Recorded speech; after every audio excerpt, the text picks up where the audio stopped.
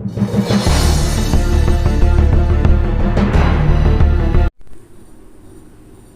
दोस्तों, मैं royal civil engineer Girish Thackeray आज फिर एक बार आपका मेरे यूट्यूब चैनल पे स्वागत करता हूँ। तो दोस्तों, जैसे आपने शुरू में देखा वीडियो का टाइटल कि ये 11 काम जो हर सिविल इंजीनियर को करने होते हैं। तो कौन से 11 काम है दोस्तों, उसी के बारे में मैंने ये आज का वीडियो बनाया है दोस्तों। वीडियो आखिर तक देखिए, पूरी जानकारी लीजिए। तो दोस्तों शुरू करते हैं आज का वीडियो। पहला काम है setting out the work with drawings के हिसाब से जहाँ पे हमारा बिल्डिंग का लेआउट आ रहा है तो वहाँ पे चूना से हम लोग मार्किंग करते हैं कॉलम्स का कोऑर्डिनेट लेके। तो कौन से साइज़ का कॉलम फुटिंग आ रहा है, कॉलम आ रहा है, तो बाउंड्री लेवल क्या है, उसके हिसाब से हम जो स्ट्रक्चरल पार्ट होता है हमारा, उसके हिसाब से हम लोग मार्किंग करते हैं। दूसरे शब्दों में सेटिंग आउट से हम एक्सकवेशन का आउटलाइन और सेंट्रल लाइन जो होता है हमारा वो फिक्स करने के लिए सेटिंग आउट करते हैं दोस्तों, जिससे हम लोग एक्सकवेशन होने के बाद हमारा as per drawing as per plan हम लोग काम कर सकें। तो सेटिंग आउट एक बहुत इम्पोर्टेंट काम है दोस्तों सिविल इंजीनियर का। अब चलते हैं अगले पॉइंट की तरफ। तो दोस्तों दूसरा काम है जो सिविल इंजीनियर को साइट पे करना होता है वो है checking material and work. Site पे जो भी मटेरियल आता है या काम हो रहा है उसका चेकिंग करना एक सिविल इंजीनियर का काम है। नेक्स्ट है दोस्तों नो द रिक्वायरमेंट्स। साइट पे जब आप काम करते हैं तो एक सिविल इंजीनियर को मालूम होना चाहिए कि क्या क्या रिक्वायरमेंट है, मटेरियल कौन सा लगने वाला है, कौन से वेंडर्स लगने वाले हैं, कौन सा कॉन्ट्रैक्टर चाहिए, कितने आदमी चाहिए। ये जो साइट की रिक्वायरमेंट है काम के हिसाब से और साइट का मटेरियल, उसका रिक्वायरमेंट एक सिविल इंजीनियर को मालूम होना चाहिए। आगे बढ़ते हैं दोस्तों। चौथा पॉइंट है ऑब्जर्वेंस ऑफ सेफ्टी रिक्वायरमेंट। तो दोस्तों एक अपने बिल्डिंग लाइन में, सिविल कंस्ट्रक्शन में एक ये मेजर वर्क है।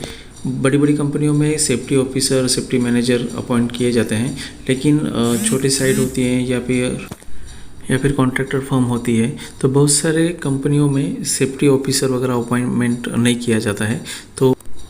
तो ऐसी सिचुएशन में इंजीनियर को ही अपने साइट पे सेफ्टी प्रिकॉशंस लेने होते हैं दोस्तों। चलते हैं अगले पॉइंट की तरफ।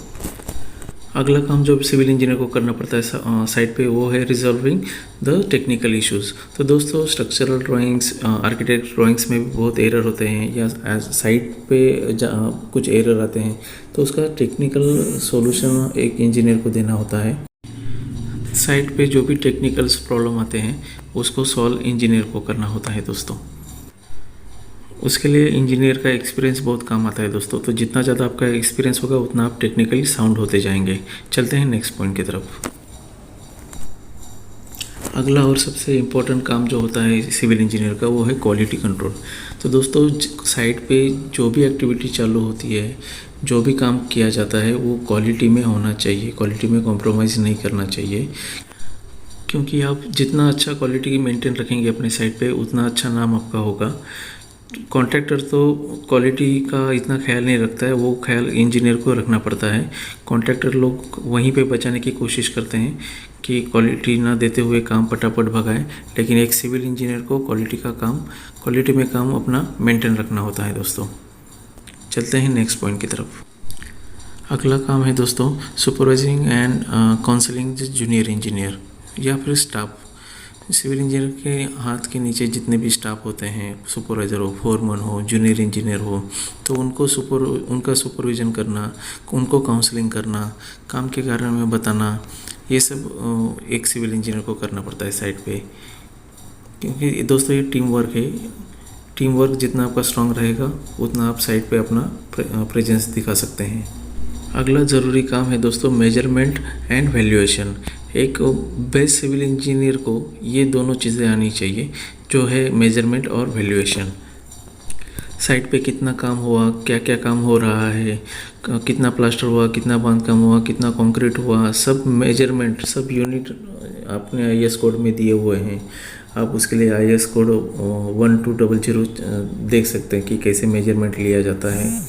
तो ये सब चीज़ें आपको एक साइट पे एक अच्छा इंजीनियर बनाने के लिए बहुत काम में आती है दोस्तों। तो मेजरमेंट और वैल्यूएशन आपका जितना स्ट्रांग उतना आपका परफॉर्मेंस स्ट्रांग रहेगा।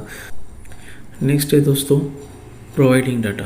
प्रोवाइडिंग डाटा का मतलब ये है कि आपके साइट पे क्या क्या मटेरियल लगने वाला है, कितना काम होने वाला है, कितना स्क्वायर फीट है, आपके बिल्डिंग का एरिया कितना है, ये जितना भी टेक्निकली डाटा होता है काम के बारे में वो आपको निकाल के रखना पड़ता है डायरी में। और ये डाटा आपके इमीडिएट सीनियर को या सीनियर इंजीनियर रहे या प्रोजेक्ट मैनेजर रहे, प्रोजेक्ट इंजीनियर रहे, उनको आपको ये प्रोवाइड करना पड़ता है दोस्तों। तो चलते हैं अगले पॉइंट की तरफ। अगला पॉइंट एक बड़ा पॉइंट है दोस्तों, preparing records, drawings, technical reports, site diary. ये सब एक सिविल इंजीनियर को मेंटेन करना पड़ता है दोस्तों। डेली प्रोग्रेस रिपोर्ट मेंटेन करना पड़ता है। ड्राइंग्स कौन से आए, आर्किटेक्चर, स्ट्रक्चरल, एमईपी, जो भी ड्राइंग्स आए हैं उनका एक रिकॉर्ड्स रखना पड़ता है। टेक्निकली जो भी रिपोर्ट ऑडिट होती है उनका रिपोर्ट्स रखना पड़ता है। डेली साइट पे क्या एक्टिविटी हो रही है वो साइट डायरी मेंटेन करनी पड़ती है। ये भी एक बहुत ज़रूरी काम है दोस्तों जो सिविल इंजीनियर को अपने साइट पे करना होता है। और आखिरी काम होता है दोस्तों job review of subordinate staff. अपने साथ में जो भी अपने जूनियर इंजीनियर, सुपरवाइज़र जो काम करते हैं उनका जॉब रिव्यू हमको मैनेजमेंट में देना पड़ता है। क्योंकि जैसे आपका रिव्यू आपका सीनियर देता है वैसे आप अपने जूनियर का रिव्यू आपको देना पड़ता है। उसके लिए साथ में काम करना, उनको नॉलेज देना, उनसे काम करवाना, ये सब चीज़ें साइट पे होती है दोस्तों। आप जितना प्रैक्टिकली काम करोगे साइट पे, क्योंकि हमको डिप्लोमा डिग्री में ये सब प्रैक्टिकली बातें नहीं सिखाई जाती हैं। आपको ज़्यादा नॉलेज साइट पे ही आएगा, जब आप काम करेंगे तो ही नॉलेज आएगा। और दोस्तों बोलते हैं ना काम करने से ही नॉलेज बढ़ता है। तो हर साइट पे आपको अलग अलग एक्सपीरियंस मिलेगा। हर कंपनी आप जैसे जैसे चेंज करते जाएंगे 2 साल में, 3 साल में, वैसे आपको अलग अलग एक्सपीरियंस आएगा। तो दोस्तों आज के लिए बस इतना ही। उम्मीद करता हूँ कि मेरा ये वीडियो आपको मेरे पहले वीडियो से कुछ अच्छा लगा होगा। दोस्तों मैं और इम्प्रूवमेंट कर रहा हूँ, कोशिश कर रहा हूँ कि आपको मेरे वीडियो पसंद आए। अगर आपको ये वीडियो पसंद आया होगा तो मेरे चैनल को सब्सक्राइब करिए और लाइक और शेयर करिए। धन्यवाद।